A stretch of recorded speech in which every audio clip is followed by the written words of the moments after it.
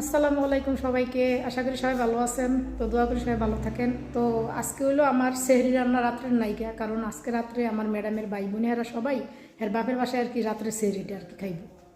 তো এখনও হেরা যায় নাই, ইফতারি করে আর কি রেস্ট নিতেছে, পরে যাইব। তো চিন্তা করলাম যে আমি তো আর যাবো না, তাহলে আমার লাগে কিছু একটা তৈরি করি। তো সুযোগ আজকে পাইছি, এই কারণে আর কি আমার লাগে এক টফলা গরুর গোছ বার করছি, বার করে আর কি জাল জাল করে বুনা করতেছি আজকে সেহরি খাওয়ার লেগে। তো আসলে সবসময় তো নিজের লেগে তরকারি রান্নার টাইম পাই না, কারণ হেগোটা করতে করতে পরে আর মনে করেন নিজের লেগে যে একটা কিছু করবো ওইটা আর মনে করেন সময় নিতে পারি না।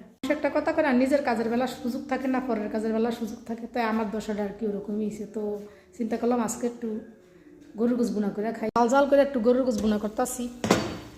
একদম মনে করেন 2টা রসুন দিছি, 1 পিস আলু দিছি, দিয়ে একদম জাল জাল করে একদম বুনা বুনা আর কি করতেছি। তো কে খাবেন আইসা পড়েন। তো মাশাল্লাহ গোশটা যে এত সুন্দর ঘ্রাণ বাড়িছে, সাথে রসুন দিচ্ছে, আমি আবার রসুন অনেক পছন্দ করি।